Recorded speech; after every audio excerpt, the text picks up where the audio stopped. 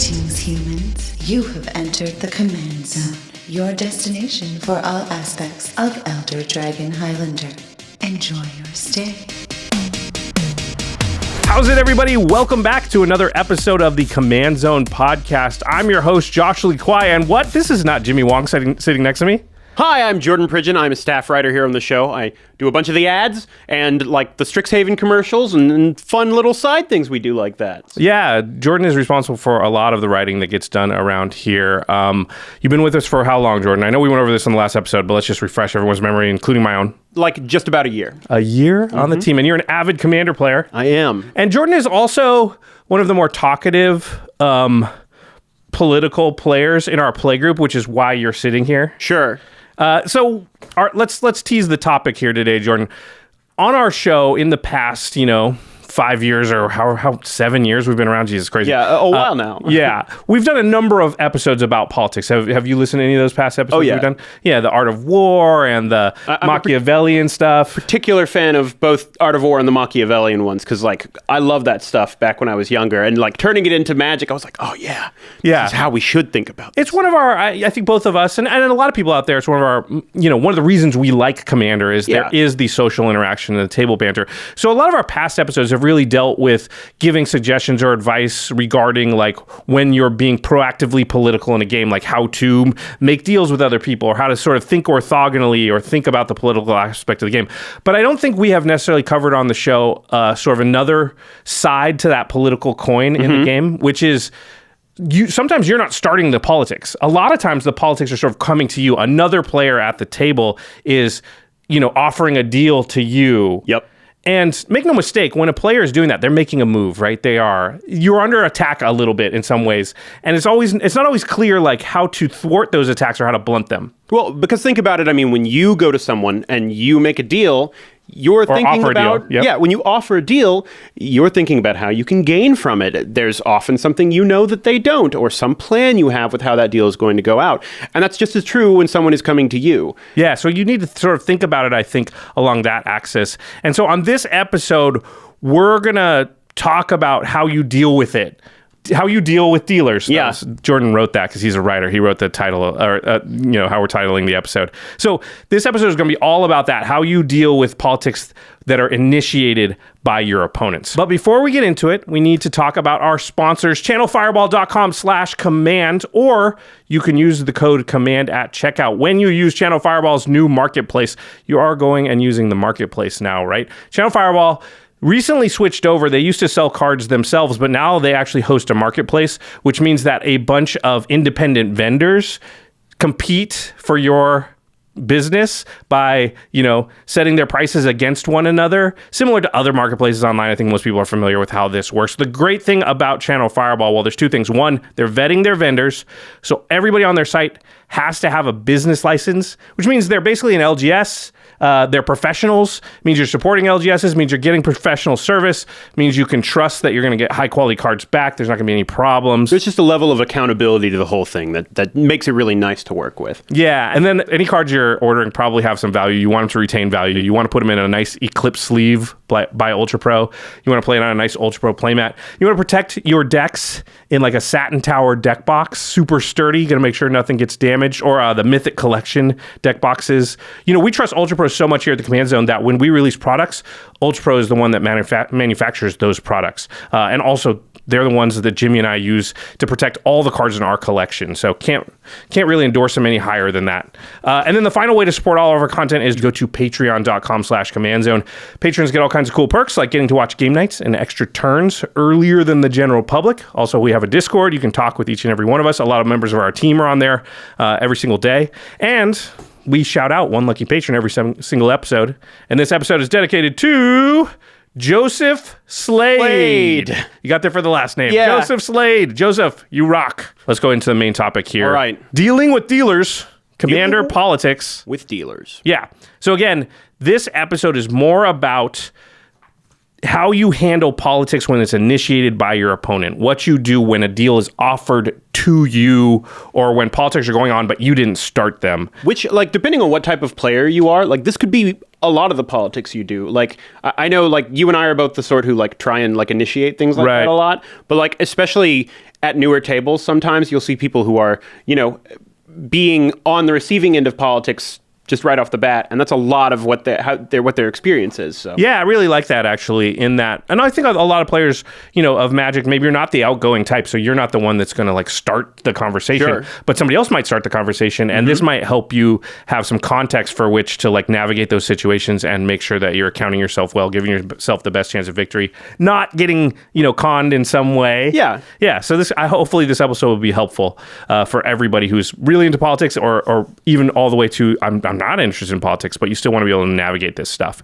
So we wanted to start this episode by taking a look at a very common deal that gets proposed in a lot of games these days, and it's something that I have used quite frequently. I've seen you do it, Jordan. Mm-hmm. So in a lot of games, there'll be a point, and one player will there'll be something scary played by a player. Right. Let's say Jordan plays something scary. Sure. And then another player, it'll get to their turn, and there'll be something on Jordan's board that's like, we kind of would like to remove that. I'd like to remove that.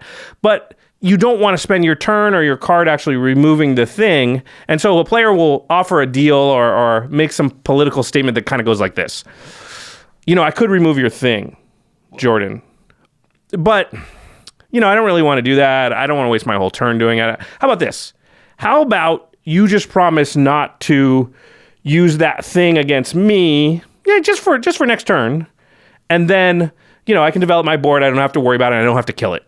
That sounds great to me. I get to keep my thing, and now we're friends or whatever. Right. So that deal that I've offered, I'm sure you've heard it if you played a lot of Commander in some way, shape, or form. Maybe they don't always word it the exact same way, but it's basically trying to It's basically putting Jordan in actually what doesn't seem like a tough position, but actually is, I think, a tough position. Because if you don't think about it, it feels like, great, I'm continuing to have my person on the board, and it costs me nothing. All I have to do is use it on someone else. Right. It doesn't seem like that big of a deal, right? You don't want your thing to be removed, obviously, right? If you're Jordan in this case. And your natural instinct, I think most people's natural instinct is to like agree or appease the person, like, don't destroy my thing. And it doesn't feel like it's that big of a deal. How big of a deal is it? Like, if I just can't use my thing against Josh, well, I have two other opponents. Mm-hmm.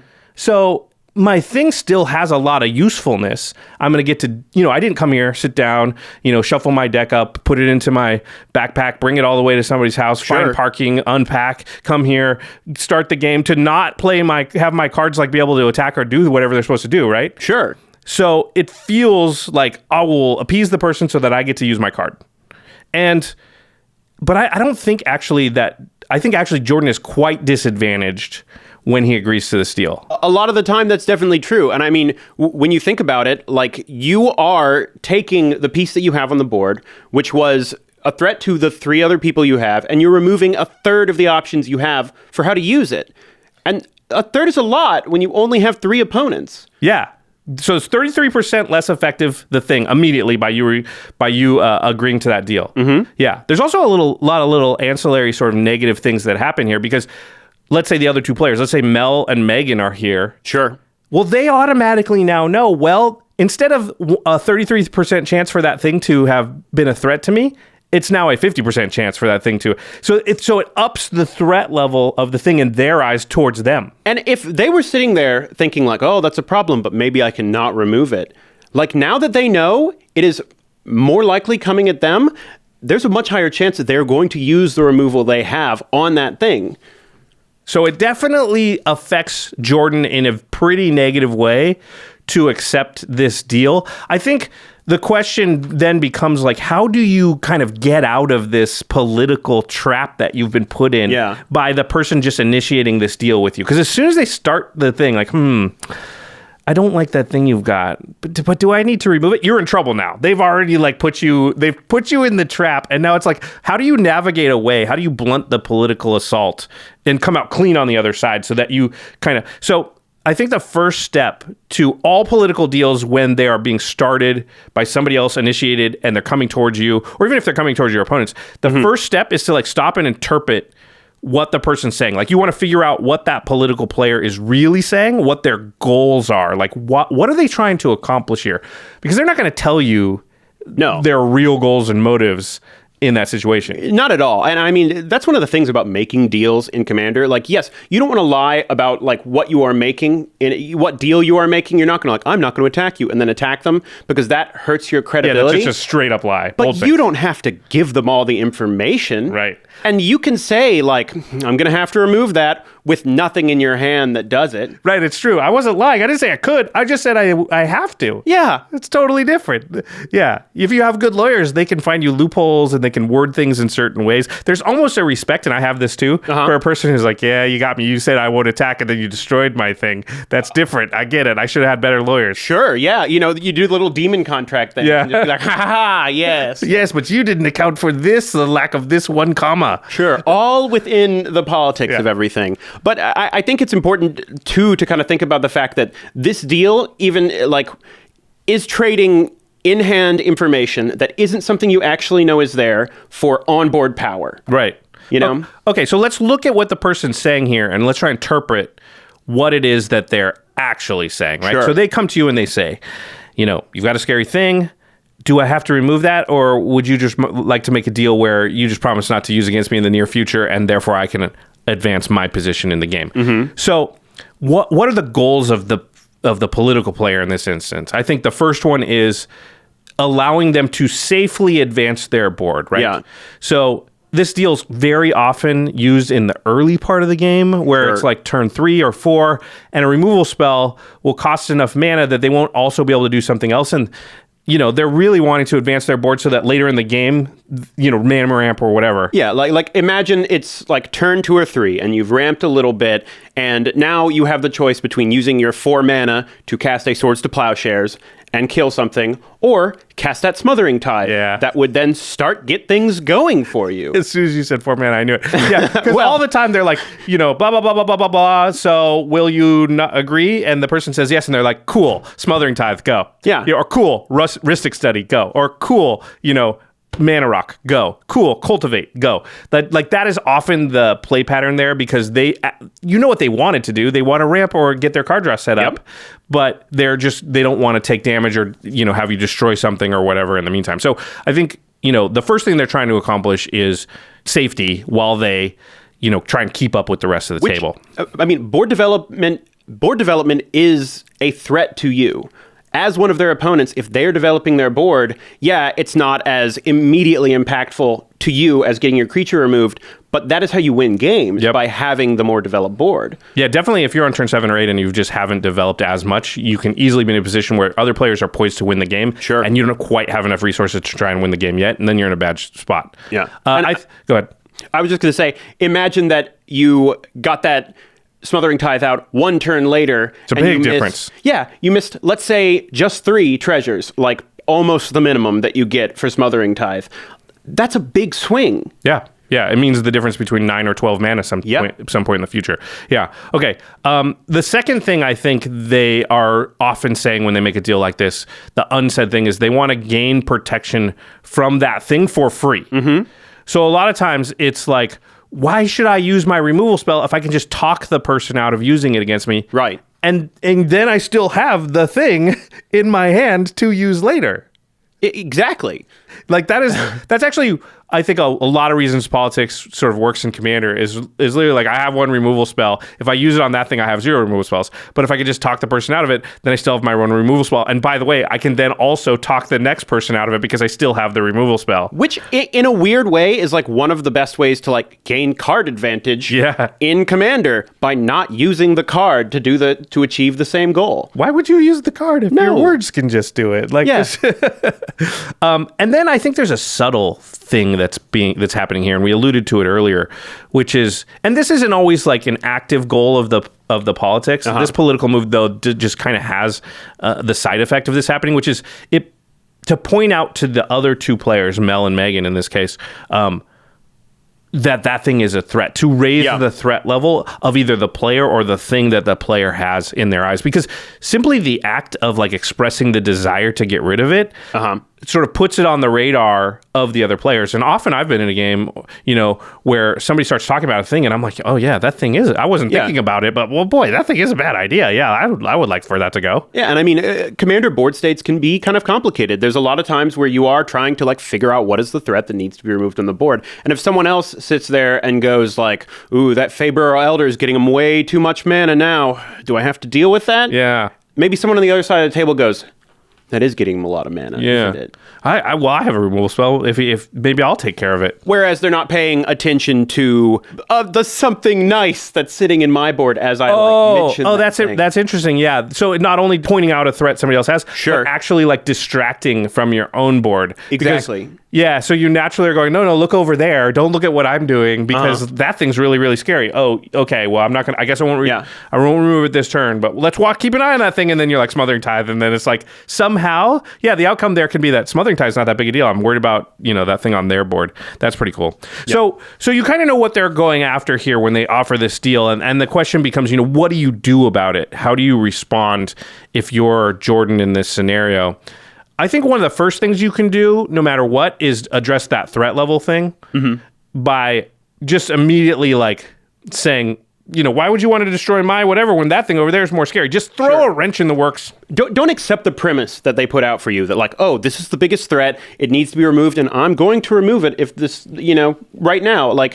That's what they're setting up, and they want you to believe that. So at least evaluate if that's true before you just accept it. Yeah, you can always say, oh, you're just saying that because you've got that. Yeah. At least even yourselves out in the minds of the other two opponents. I think that will.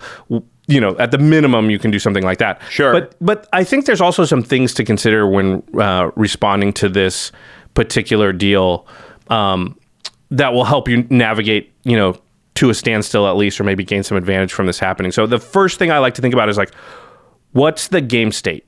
Is it early game? Is it late game? Is it mid game? Early game, like we said, that person often wants to develop their board. They really don't want to use their whole turn early to destroy your thing, because think about how negative that is for both the player offering the deal and the player of the thing that's getting destroyed. I use a card. Jordan loses a thing, so that's 2 cards lost for us. What our 2 opponents just gained an advantage, and it cost them nothing. So it's something you just really don't want to do, because you fall behind. Yes, you take the other player down a little bit with you, but they don't have to do anything. They just get a lead. And I'll tell you, I run a lot of interaction removal in my decks, and when I get into situations where I'm the one who has to do the removal, everyone else starts to move forward. Yeah, it feels like you're falling behind. It's an important thing to be able to do, but if you have to do it, it is a cost. It's a very serious one. I mean, obviously, we're not talking in a situation where the thing is a combo piece and it has to be taken care of, right? You do that because you're going to lose, and you usually don't offer the deal then, because they're well, yeah, I won't use it against you, but I'll just kill everybody with it. Well, and I think that's the key to this whole thing. If someone is offering the deal, they don't want to do it. I'm not offering you not to remove your Consecrated Sphinx, right? Because I want to remove your Consecrated it's easy for me. Sphinx. Yeah. I want to have this on something else. Consecrated Sphinx is a bad one because I would remove it. But maybe you're not worried about it for whatever reason. But sure. But the important part is that I have a plan. I have something else I want to do. And I'm just pretending that I want to remove the Consecrated Sphinx. And I've seen this happen many, many times now. And I think I've gone on the show a lot. And you've probably seen on Extra Turns and Game Nights where I am a person that's perfectly willing to be like, no, I'm not going to take your deal. You got to do your thing. Good luck. Yeah. If you want to remove my thing, go for it. And I'd say a high percentage of the time in the early game when somebody offers this deal, I won't remove your thing if you promise not to use against me. If you go, no, I'm not making any promises. If you got to remove it, go for it. I'd say a high percentage of the time they go, all right, I'm still not going to do it. I'm going to play my Mana Rock. I'm going to play my Smothering Tithe. They do not want to, at that point in the game, fall behind, not develop. Well, and this is just a slightly different sort of situation. But I had a game just the other day where I was like, oh yeah, I'm gonna remove that thing if you use it like that. And they do it and I go, I'm not. You called me. I would say, on the other hand here, we're mostly talking about the person that's responding to the politics, but in some respects, I would think about removing it even if it's bad for me in that game, just to set the precedent that I will do what I say. Sure. So that that might make it so that they have to accept the deal the next 4 or 5 games. Yes. Yes, it'll probably cost me that game or I'll be behind. Getting a reputation can be very important. Yeah. So think about that if you're on the other side. Another thing I like to consider when these deals are coming at me, and I think not enough people consider this in general in Commander, especially in the politics arena, is table position. Yeah. So if you're watching the video, we said I'm offering the deal to Jordan. Jordan's got the scary thing on his board that I'm threatening to remove. Mm-hmm. If we're in that case, it's a lot better for Jordan, I think, to make the deal with me, knowing that then I say go, and I'm going to get value out of that. Now let's imagine that Jordan is sitting in front of me now. So Megan and Mel are to my left. So what's going to happen is you and I are going to make this deal, and then I'm going to say pass the turn, and 2 more players are going to take their turns before it goes to Jordan's turn. And you've primed both of them to be afraid of that thing and realize that it is going to be there when it gets to that turn. So what are the chances that you actually, one of them doesn't take care of it in some way? But thinking about, okay, well, what is going to happen here? What's the table situation like? How many people get to, how much information is currently hidden from me? Yeah. If it's 2 whole players' turns, boy, I would be really, really, really, really, really, what's the word? I would really want to say no to that deal if I'm listen, 2 other people are going to go. I got to say no, because they might just destroy it. It would have to be something on the board that I'm if this gets removed, I've lost the game. Because realistically, if you have something that powerful, it's going to get removed. That's how things work in Commander. Something doesn't just sit on the board for turns and turns if people are playing properly.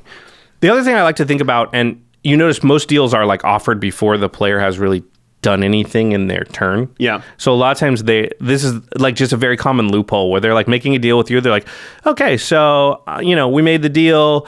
Maybe they're broader. Maybe they say, I could destroy this thing on your board. I don't really want to do that. I'd rather develop. How about we make a deal that you don't destroy anything on my board next turn. I won't destroy anything on your board this turn. And we'll just be friends for the next turn. How's that sound? I want to keep my thing. So yes. And then they play some stuff where you're if I would have known that was the stuff that was coming out, I would have made this deal, but now I can't touch any of it because, I made this deal. So be aware of what information might be being hidden from you. Jordan, you had a good way to handle the removal spells, which is just to sort of hey, show me the removal spell. Yeah, that's one of my favorite ways to do it, is if people are oh, I'm going to remove that. I'm with what? Show me what you've got. I want to see what your plan is to get rid of it. Yeah, maybe I'll accept your deal, but I want to know first of all, do you have it? And then also what is that spell? Is it destroy a creature, any permanent? Give me some info. If it is any permanent, sometimes the reason they're holding on to it is because they want to be able to deal with an enchantment that comes out, not your dinky little creature that's doing something there. Yeah, does it cost them 4 mana? Then they really don't want to do it. Show me what your removal spell is. Maybe you could make the deal in this way, I think would be really clever. I've never actually tried this, but as we were talking, we came up with this scenario that I like, so I might try it in the future, which is yo, show me that spell. They show it to you and you go, okay, I will counteroffer you this.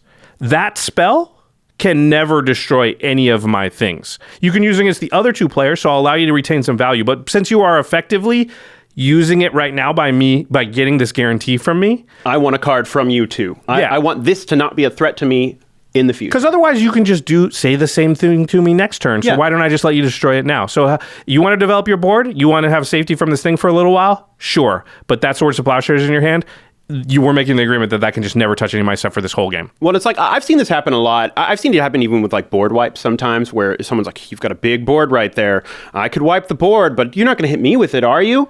And they're okay, I won't wipe the board this turn. And then they go and they attack other people, and the next turn they're board wipe. Great, I got 1 hit on all my opponents, and then I dealt with the problem. And it's because if they have a board wipe, they've got a board wipe. Yeah, they just grabbed you and used you as a gun against the other 2 players in that case, I mean, it's if you've ever played even with just an Oblivion Stone or something on the battlefield. Yeah, you'd love to remove it, but the next best thing is to get them to use it so you can start building up your board again. Yeah. So I think the one of the big sort of morals of the story here is that, when they come to you with that deal, first find out what it is you think they're trying to accomplish, and then you can start to attack at the foundations of that. And we're not saying don't take the deal, but you might be able to alter it in a way or get more from them so that you can bring this back to equilibrium, where the deal is a true deal. You had a great saying that is a known thing in negotiations, which was what? A good deal. Yeah, it's if a negotiation was good, both people walk away a little unhappy. Right. That's how you know the deal was fair and equitable, right? Right. Yeah. If any side walks away and they're really happy, they probably scammed the other side in some way. Yeah. But if both walk away and they're like, both sides didn't get everything they wanted, well, it was probably a pretty fair deal. So if you have another saying I like in negotiation is if they didn't say no, you haven't asked for enough. Yeah. So you haven't found how far they're willing to go unless you got to the point where they were like, no, that deal's no good for me. Oh, I wanted to make a note before we move on here, which is that don't be fooled if people use slightly different wording. This deal that we described here, this like, hey, I don't want to destroy your thing, so let's make the agreement that you don't use it against me, I don't destroy it, so I can develop my board. There's a lot of ways to say this deal when you mean the same thing. One of my favorite ways to do it is to ask questions rather than because. When you go to somebody and you're just like, hey, I have a deal for you, there's a lot more of a chance that they like get their back up and they're like, okay, he's playing politics against me, I gotta be ready, he's gonna try and trick me. Whereas if instead you go, how worried do I have to be about your enchantment over there? Is this a problem for me? Yeah, that aura shards, how worried do I have to be? Are you gonna start blowing up stuff on my board? Yeah. They are saying the same thing as the person that's like, I would like to remove that thing, that's scary, but I won't if. They're just starting it in a different way. Or I say this a lot, which is like somebody plays a scary piece and I'm like, how scared should I be of that? Are you like going to win the game with it next turn? Yeah. Does that win? Yeah. Is this a combo deck? Are you going to like two different, like how, yeah. I just want to know like what kind of game I'm in here. But I also am starting to make a deal with them when I ask that question. So don't be fooled when they use slightly different wording. You need to boil it down to, they're doing that thing where they want to develop their board and they don't want to use their resources to kill my thing. It's like we mentioned earlier, like they're setting up a premise that isn't necessarily true, but they're creating that little myth for the table. Don't necessarily buy into that premise. Okay, we've got a bunch of examples of other common deals and offers that players might initiate with you and how to respond to them. One, I think, is one of the most common scenarios that comes up in basically every game of Commander has a point where this happens. How's that for a tease? Before we move on to all that stuff, though, we got to take a quick break and hear a message from our sponsors. This podcast is sponsored by BetterHelp Online Therapy. Check out BetterHelp.com/CommandZone. Hi, friends. I'm Omnath, locus of, different things over the years. I've changed a lot. See, I'm more than just a big ball of elemental energy. I'm a being on a journey of self-improvement. When I was younger, I let rage control my life, but I realized just because I'm literally the embodiment of chaotic planar forces held together by primal magic doesn't mean I can't work to be my best self. And I made a lot of progress. I got 4 whole colors now, but here's the trick. I didn't have to do it all by myself. Thanks to BetterHelp, I had my therapist on my side. BetterHelp is customized online therapy that offers video, phone, and even live chat sessions with your therapist, so you don't have to see anyone on camera if you don't want to. It's much more affordable than in-person therapy, and you can start communicating with your therapist in under 48 hours. Unload the stressors and get some unbiased feedback. You'd be pretty surprised at what you might gain from it. See if it's for you. Thanks to BetterHelp, I can't wait to see who I could become next. This podcast is sponsored by BetterHelp, and Command Zone listeners get 10% off their first month at BetterHelp.com/CommandZone. That's BetterHelp.com/CommandZone. Hail, Thorosians! I, Gary, merchant of Asphodel, bring word of trade, the coffee subscription service fit for the gods. Halt!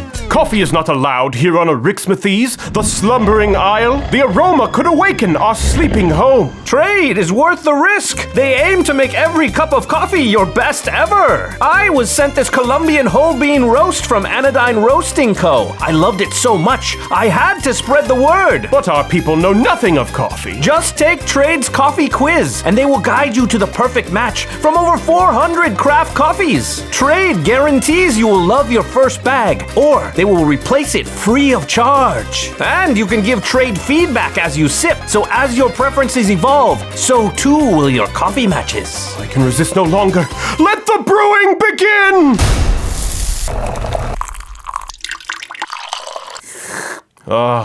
The island wakes! We're doomed! Totally worth it. For our listeners, right now, Trade is offering your first bag free and $5 off your bundle at checkout. To get yours, go to drinktrade.com/command and use promo code command. Take the quiz to start your journey to the perfect cup. That's drinktrade.com/command, promo code command for your first bag free and $5 off your bundle. Enjoy! Bruce and Silas, Vice Cops. This episode, Stage Fright. This is it, Bruce. Our very own press conference. We'll get the keys to the city, keys to the Undercity. There's so many people out there. You'll be fine, partner. Just remember to smile. And show them my teeth? Ah, geez, they are not camera ready. I'm actually pretty sensitive about them. I'm sure better brushing habits would help with your confidence. You should try QUIP. They deliver all the oral care essentials straight to your door, so it's easy to develop a healthy routine. The QUIP electric toothbrush has timed sonic vibrations with 30-second pulses to guide you toward a dentist-recommended 2-minute clean. And beyond the brush, QUIP provides toothpaste, mouthwash, floss, and more. Shipping is free, and electric brushes start at just $25. So you can build a complete oral care regimen and take better care of your teeth today. Okay, we're on. You memorized your speech, right? Speech? If you go to getquip.com/commandzone right now, you'll get your first refill free. That's your first refill free at getquip.com/commandzone. Spelled GETQUIP.com/commandzone. Quip, the good habits company. All right, we are back. We are talking about dealing with dealers, commander politics. All right, we're going to go through... We went through like what I think is one of the most common deals that you kind of get approached with. Like really archetypal. Yeah. And I think that there are a lot of like other deals that all sort of fall into that category. So like the same basic thoughts can be used in a lot of situations, but yeah, and I think we're going to go through a few more here, and again, word for word, exactly. Not every deal will be like this, but these are archetypal, like you said. These are types of deals you see all the time. So one of the other most common like offers players will make to you or to others is, hey, if I remove this thing that's a problem for the whole table. Like Jordan has a scary thing again, and it's an Elishnorn, right? Or it's a Shieldred, or it's a combo piece that if it's a doubling season, right? And everybody wants it destroyed, and so I say, okay, I have the means to destroy this thing, but it's going to take a lot of resources for me to do that, everybody. So I would appreciate it if you would show a little gratitude when I do the thing that we all want to have happen. And nobody attacks me for the next turn, or you don't remove my thing here, please. Yeah, exactly. They appeal to the other two players of like, I'm doing this thing for all of us. So after I do that, how about you give me something for that? And this happened in the recent episode of Game Nights. Sholo differently did it at one point. Yes. And this can also be KOing the player. A lot of times one player gets so scary that everybody feels like they have to team up to take him down, because if they get another turn, they have 27 cards in hand and whatever combo piece is out, and they're definitely going to run away with it. So the table goes, okay, we got to take him out. And then it gets to the person who can take him out, and they go, okay, listen, I can take him out. And they could do something like they could like tap out for a Kessig Wolf run and have their Trampler go in and kill just that person. But that means entirely tapping out and, tapping their blocker. Yeah. So I got to take my whole turn to do this. So how about after I do that, you all be nice to me. Don't attack me. Just let me, pretend I'm not here for one turn. So that's a very common thing I think I see in a lot of games. And the question is, what do you do in this scenario? And the way I like to think about this is that almost always the person is going to do the thing regardless of what they're going to get from the other players. If a Super Friends deck has a doubling season out on the table and, they're about to untap, or their next turn, like if you have the ability to destroy the doubling season, you have to do it, because you are going to lose to the player with the doubling season. Oh, 100%. So you're going to ask, sure, for like favors from the other people, but I am totally fine if I'm one of the other opponents being like, listen, if you want to just sit here and let the doubling season go, stay there, you have the means to destroy it and you just let it exist. Like, we get what we get, which is probably to lose to that person, but like, I'm not going to give you stuff to do what you should do. Yeah, you're like, it's almost the same scenario for me. Yeah. Like, I'm not, you have to do this. You are between a rock and a hard place. You are not in a position with leverage to negotiate like you think you are. Right. Same thing if a player is very, very powerful and you have the ability to take them out before they get their next turn. Hey, listen, if you want to let them live, go for it. They're going to win the game, though. So, you give yourself the best chance by doing the thing that's obvious, and we don't need to, therefore, give you anything to do those things. Yeah, which I think, and this is true with, like, all of these deals, like, there are nuances, and there are times where, like, yes, you take deals that happen like that. And I could see it being a situation where what they're asking for is like minor enough that you're like, yeah, my chances of beating things through that are much higher than my chances of letting Josh untap with all the creatures he has out on the battlefield there. Right. But also, I mean, this is the sort of thing that tends to happen like kind of near the end game a lot of times. People have built their stuff out. And I've been the player before who's like, well, I'm going to do everything I can to kill this person. Can no one help me? Or can everyone not hurt me? And I will tell you, like 90% of the time, I'm like, if it gets around to my turn again, I win. Right. So all I want to do is knock this person out, wait till my next turn, then win. Yeah. This is the thing that's stopping me from winning. Yeah. And I need to get rid of it so I can win. Yep. Is there a way I can also stop them from destroying my engine in the process?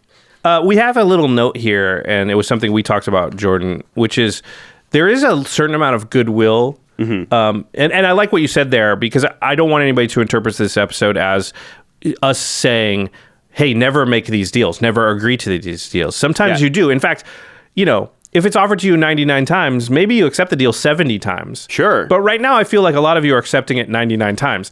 And like, look for those little edges, those 20% of the time, that 25% of the time when it's not in your best interest to accept the deal, or you should be negotiating it a little bit. Well, and I think there's sometimes a mentality people get into with Commander that's like, Commander's a game where you make deals and there's politics and stuff. And therefore, when it's brought to me, I should accept that. I should accept it. Yeah. But no, it's a move that you're doing. Sometimes you should, sometimes you shouldn't. Just like you don't remove every creature that's put out on the board, you pick the ones that are advantageous. Yeah, good. Yeah, well said. So there was a note we made here, which is there is some amount of goodwill between players that is created whenever a deal is sort of offered and accepted. So sometimes if it's minor enough, and I think we see this in small deals like, hey, I have a creature and when it attacks, I get to loot.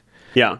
It's a 1/1 though, and you could block and kill it. Can you just not just take the 1 and let me loot? Like, or then hey, you could block this with your Solemn Simulacrum, and then you get a card. Like, I'm willing to let you kill that Solemn Simulacrum. Yeah, go ahead, swing it. A lot of times people have a Solemn. They're like, hey, can I swing this to you? Will you block it so that it'll die and I can draw the card?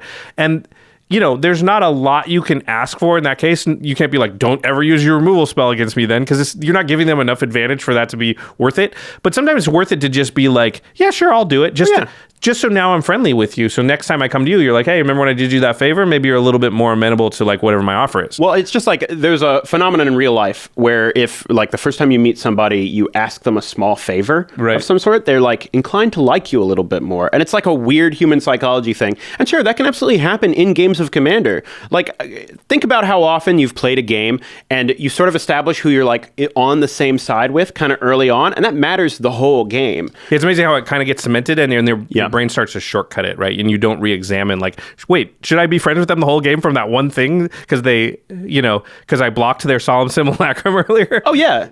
But you got it fixed in your head that you were a team. So there is a little bit of goodwill, I would say. So sometimes in these offers, and I would say sometimes there's legitimate reasons. Like in the Game Nights episode when Sholo said, hey, I have to tap out to take out Jimmy, and he literally did have to tap out and use his activated ability and not play any cards. Can you please just not like attack me for the next turn? Mm-hmm. That felt reasonable in that case. But there are times I think when you have to look at it and be like, yo, that's a combo piece. You can't just let a Kiki Jiki sit. No. You can't let him untap with that. So if you have the ability to destroy it, I'm not going to give you a cookie because you destroyed it. That's what you're supposed to do so you don't lose the game. You're not doing it for us. You're doing it for you, right? You're still trying to win, right? Now, okay, this is just a little bit going into your positioning thing too. But I've been in situations before where like I could remove something and I'm like, well, you guys give me this if I don't remove it. And there's two people coming before it becomes a threat. And they go, no, we're not going to do it. And I go, great. One of you guys handle it. Good. Bye. Yeah. Because there are two more people and you're like, I bet one of you can do it. It's risky though. It is. It's super risky. This is why another reason why playing Instance is so good, because you can say things like, oh, I don't have any way to get rid of it, and then wait and see, and then on the end step right before, I didn't want to do this, but I'll do it. That's pretty funny. Okay, so that's one of the other common deals, the, hey, will you give me immunity if I do the thing I was already going to do? Here's another sort of common scenario. When other players are making deals with each other. So both of the deals we've just... We've talked about in this episode, the one like, you got a scary thing. What if I don't remove it? Will you not use it against me for the next turn so I can develop my board? A lot of times it doesn't get offered to you, right? You don't have the scary thing. Somebody else does. And so Jordan starts making the offer to Mel, And that is a potential problem for you because them coming to some sort of agreement, even if it's just like Jordan, it lets Jordan develop his board. Maybe that's not something you want to happen or whatever. So the question sort of becomes, how can you interject yourself when deals are being made that you're not directly involved in, at least at first? And I think a little side note here, I think it's a good instinct most people have, which is you don't want the game to boil down to like everyone's talking and arguing. Yes. Like you don't want like a mass amount of debate to happen. These deals need to be a little streamlined. And in general, I think most people understand that the general code of conduct is like other people are making a deal. You mostly shut up and just let it happen because the more you talk during it, the longer it's going to take. Yeah. But that doesn't mean you need to be silent in the whole thing, especially if you notice like the sort of thing we were talking about where someone might be painting it with a rosier color than it actually might be is. conning the other person. Like I have an Arithmetes out and Josh is talking Jimmy into removing it. I could even just be like, wow, you think Arithmetes is the thread? Yeah. What about that? Oh, he's only saying that because he has this. Yeah. You know, I like to think of it as like I have 5 to 7 words well placed that I can say as a little quip to just throw enough debate, throw enough doubt into the moment that it can be like break up the whole deal where it's like, you know, he's just trying to trick you. He's got a combo piece on the board. He just doesn't want that to happen. And just like saying it with a little bit of contempt like that will make the person be like, wait, they're trying to trick me, and can make the whole deal fall apart, or at least make them ask for more or whatever. I think another strategy, and Jimmy is really good at this one, I've noticed, which is you kind of start to play the role of like attorney or lawyer. Right. So now you're not arguing with them, you're helpful. So you're like, so let me just clarify, you're saying this, and you are saying that the deal would be this, and you point out any loophole, but attacking would be fine, is that correct? Yeah. Oh, but destroying their thing would be fine, right? Oh, but I noticed that a wrath would not be covered in this deal. A wrath's fine, and the person's like, wait, no wraths either, you know. You said you wouldn't target their thing? Yeah. Yeah, exactly. So that is I think a really clever way to kind of insert yourself into the proceedings. And you're even like, you're building a little goodwill with the person you're like helping in that whole thing. Like even some of the stuff that like we mentioned earlier that you could potentially like do to make the other deals better. If you like sort of point that out to someone and be like, oh, but is he going to be able to use that on that creature next turn? Yeah. And then maybe they'll go, wait, can you? Yeah, well, we just said this turn, so of course I can. Yeah. Yeah, so like, okay, crap. Yeah, playing the lawyer or attorney really can help break up bad deals that are happening out there that are bad for you. A quick threat can do a lot, too. A lot of times people are like, okay, I want to destroy that, and then you can do this with it. And a lot of times I like to be like, it won't matter. It's going to be dead. Yeah. I'm going to kill that thing. Like, you can make whatever deal you want. It just won't be there. Yep. And a lot of times that'll just deflate the whole thing where they're like, oh. They're like, I'm not giving anything up to now gain nothing. Mm-hmm. You put an interesting note here, which is be careful about revealing how much you care. Yeah, because if you go, no, come on, don't do that. Oh, yeah. Like, what? Man, now I really want to get rid of it. You guys don't work together to do. It's like, oh, this really matters to them. Right. Oh, now we better get rid of that. He really wants it. Yeah. That's a good point. Or even like if you come in too strong, like if you're making a deal with Jimmy and I'm just like, don't make a deal with Josh. Right. Like, one, you'll be mad at me. And this person also could be like, you don't get to tell me what to do. Yeah. Yeah. Definitely you don't want to come in like barking orders like that. Yeah. Yeah. And I definitely wouldn't make it about the person either. I think that's where you're kind of run into the problem. Make it about the cards on the table or the game. Mm-hmm. Yeah. All right. That's some pretty good stuff, I think, when other players are making deals with each other. And then the last sort of scenario we're going to talk about, which is super common. I'd say like almost every game of Commander now. There are like games where it doesn't. But it's rare. Yeah. There will be an Archenemy scenario alliance at some point in the game. At some point in the game, and it can be early, middle, late, one player will be far enough ahead that the other players feel like, hey, we need to team up or we won't have a chance against this player. And this is like such a common scenario that I feel like everyone like thinks they know exactly what to do. But I think it gets mishandled a lot. I agree.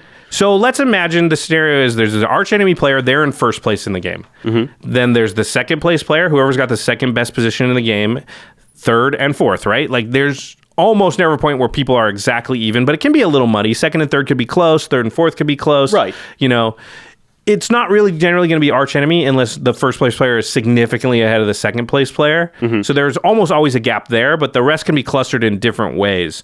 One big thing about Archenemy alliance scenarios, when everyone's like, hey, okay, we have no chance against this player unless we all team up. What can you get rid of? What can you get rid of? Can you attack them? How much damage can you do? You know, everybody starts to like, let's suit up and let's like form a plan and let's do this thing.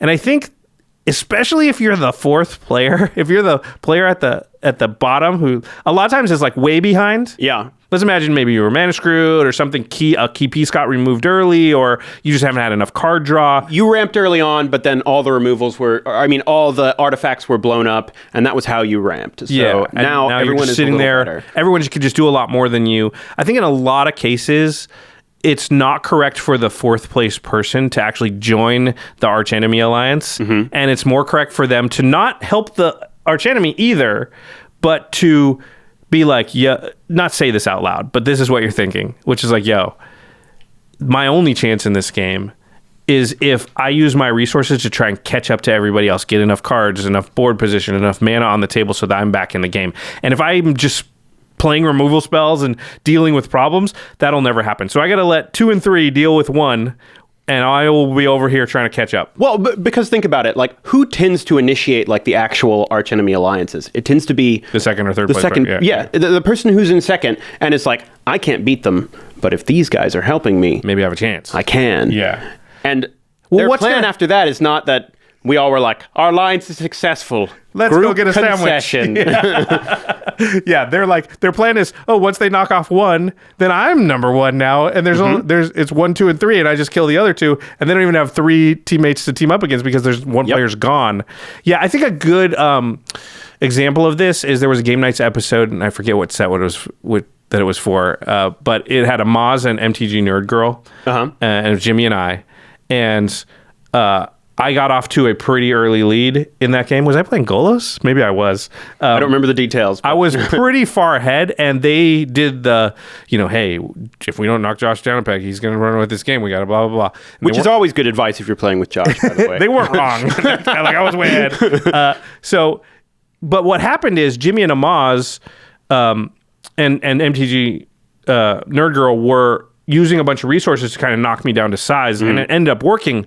But I think MTG Nerd Girl was really hurt by joining the alliance with Jimmy and Amaz. I think because what ended up happening is her board just didn't develop enough. She was forced to use removal spells rather than develop it. And so as soon as I was gone, you looked at the table and you're like, there's no way she can win now, because there's not enough distraction going on for her to have enough time to come back in this game. What she really needed to happen was for me to fight it out with Amaz and Jimmy and hurt each other enough, because that fight would have been close, to bring us down while she comes up, and then she's just sprinting towards actually getting her deck where it needs to be to become a threat itself. Yeah, and I think for her, the hope there could have been like, it doesn't matter who comes out ahead as long as it takes a while and there's a lot of attrition. Yep. And by the time the dust settles on that, now maybe I'm up to the level or even above where I can start. And I think we see this in games where like that fourth place player feels like they didn't do anything for most of the game and then came into it and won. Which happens all the time. Yeah. Like so many games, you're like, how did that person win? And when you look at it, it's because the people who were at the top ate each other. Yeah, a lot of times at the end of the game, people go, yeah, we just ignored that person for too long, right? That's the reason.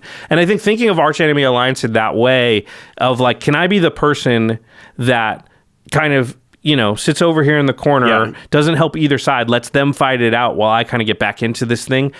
Sometimes you can't do it because it'll be like, well, the archenemy's too powerful, and without my help, they actually will not be able to overcome it. You have to join if it really does mean like winning the game. If you have a serious reason, like it's like what we said, where if there's a big threat that needs to be removed or you're going to lose the game, you still remove that threat. It's really, really hard not to join into the Archenemy Alliance thing with the other two players, though, because if I come to you and I offer you a deal, we already talked about how there's this feeling of appeasement. Your natural instinct is to kind of agree to a deal that's been offered to you. Yeah. Well, it's magnified by 2 when 2 people are saying like, hey, we need everybody's help. And it's really hard to be like, Well, what can be really insidious, too, is like, if we are like, oh, okay, we're all on the same team, we're buddies here, can you do something to do that? Yeah. Like, that could be them not wanting to use the resources they have. Oh, good. They have an answer. Then I don't have to do that. Great. This is like having 2 extra removal spells in my hand. Yeah. If you're the person in 4th and maybe even 3rd, and the Archenemy Alliance starts to happen, that's the first thing I would think about. Where am I in this game? Am I in 2nd, 3rd, or 4th? And if I'm in fourth, I would say that to the other players. Listen, what resources do you have? Because I'm behind already. Yeah. So if I start throwing resources at removal spells and stuff, I'll never catch up in this game. So, you know, it might be better for me to just hope that you two can, I wouldn't say this last part, but in my mind, I'm being like, yeah, I'm not giving my information first. What can you destroy? And the thing is, like, one thing that is clear throughout all of these is that information is a really valuable thing in Magic. And just because someone says, like, well, can you remove anything on his board, doesn't mean you have to tell them you can. That's a really good point. Like, yeah, you have Swords to Plowshares in your hand, and you can kill that Consecrated Sphinx, but, like, they don't have to know that's an option you're not doing, because that Swords to Plowshares could be the difference between you winning the game later. I think sometimes if you're the fourth player too, your actual best possible route to victory is sort of semi-allying with the person in first. Yeah. Like, because right now you have like a 10% chance to win, right? You're in fourth place. Everybody's ahead of you. What's your chances to win if you're in second place? There's only two players, and player one is still ahead of you, but like they just fought off 2 and 3. Well, and also, like, if you've been the archenemy, it can be like, oh my God, everyone is just like coming in on me. Like, you might actually be kind of willing to help out one person if they're not just like bringing that hammer down on you like everybody else. When you are the archenemy too, I think a lot of times the right play when they make the alliance and there's 3 of them is to go, who's the weakest? Let me take that person out real quick, because that takes away a third of their mana and a third of their card draw, just like that. And if they're like, yep, I'm going to be a threat, I'm helping out, then you're like, it would be awesome to remove that weakest threat over there. And now it's 2v1, which I have a better chance of than 3v1. Yeah, so looking like you're not necessarily against them makes them go, okay, it's more in my interest to deal with these 2 people who are ganging up on me. Yeah. It might be like, listen, I'm not going to hurt, you know, the fourth place player. I'm not going to hurt you. I'm not going to get involved, but I got to develop my board over here. So good luck with the archenemy. Yep.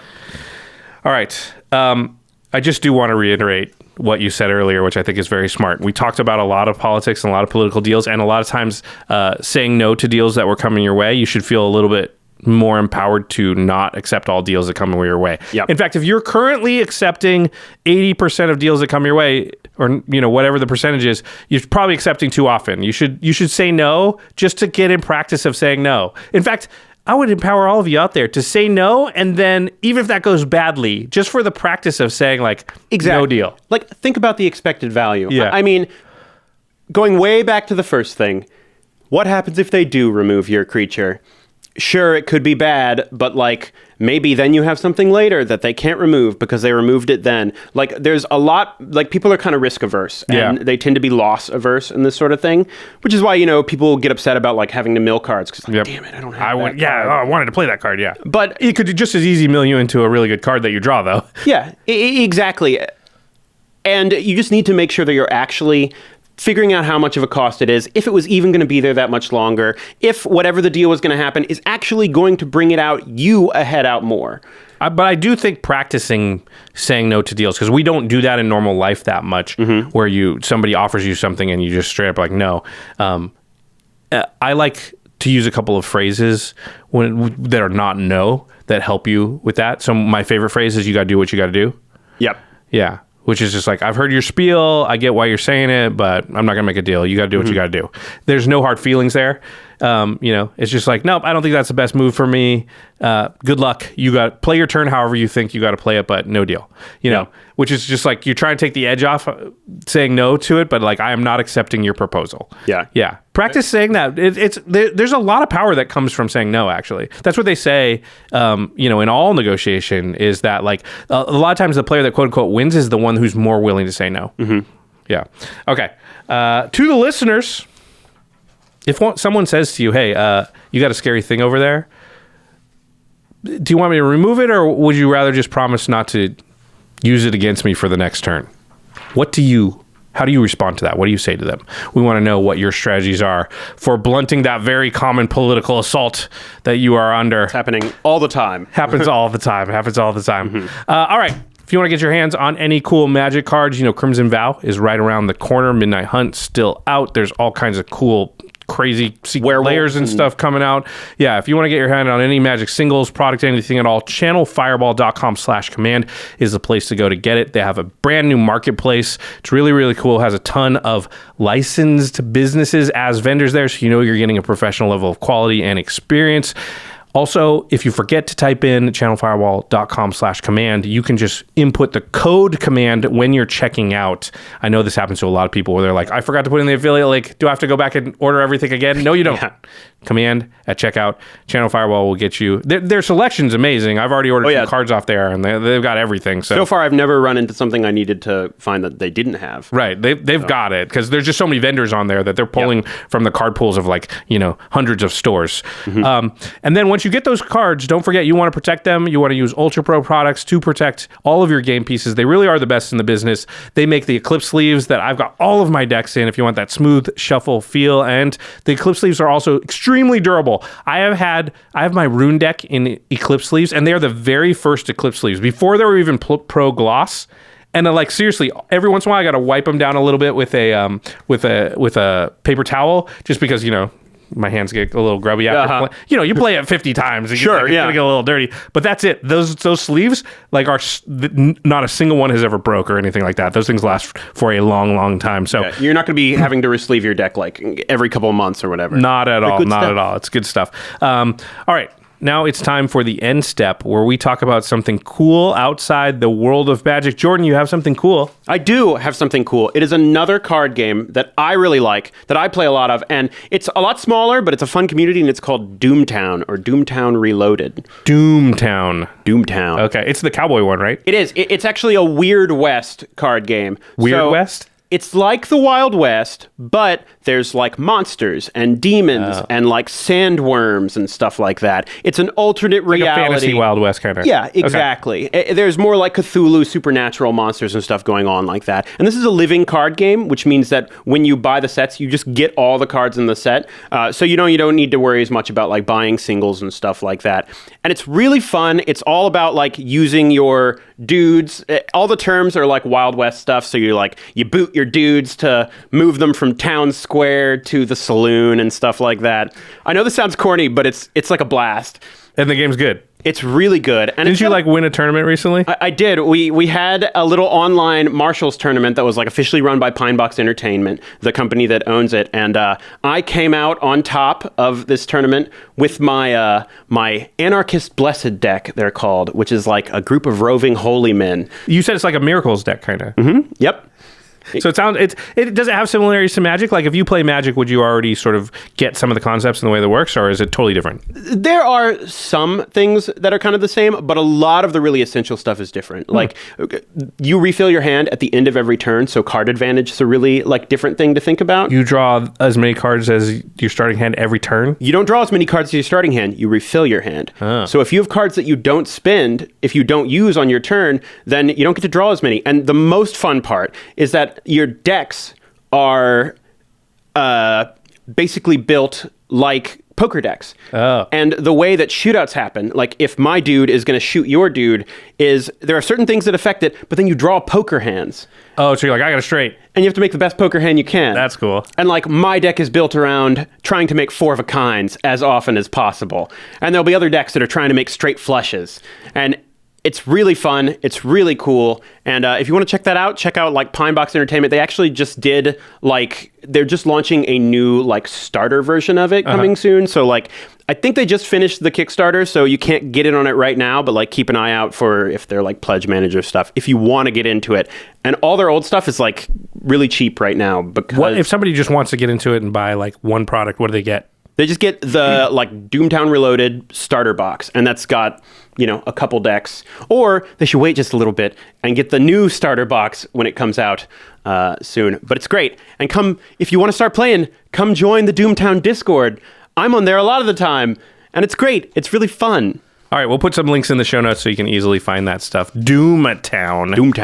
Sounds cool. All right, big thanks to our amazing team here at the Command Zone, of which Jordan Pridgen is one of them. We have Arthur Meadowcroft, Lady Danger, Manson Lung, Craig Blanchett, Ashlyn Rose, Alfred Estaka, Josh Murphy, Jake Boss, Patrick Nan, Sam Waldo, Gaurav Galati, and our newest team members, Truck Tie, Jamie Block, Damon Lenz, Shauna Gillis, and Evan Limburger. And special thanks to Jeffrey Palmer, who does the living card animations that begin and end all of our podcast episodes, and often does the windows behind us, although this Cyclonic Rift was done by Sam.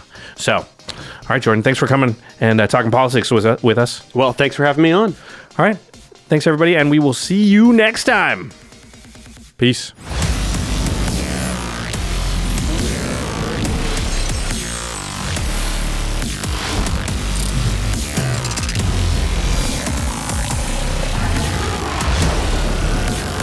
Thank you for your attention. For further inquiries, send an email to commandcast@rocketjump.com or ask us on Twitter @JFWong and @JoshLeeQuai. See you later, alligator. Greetings, humans.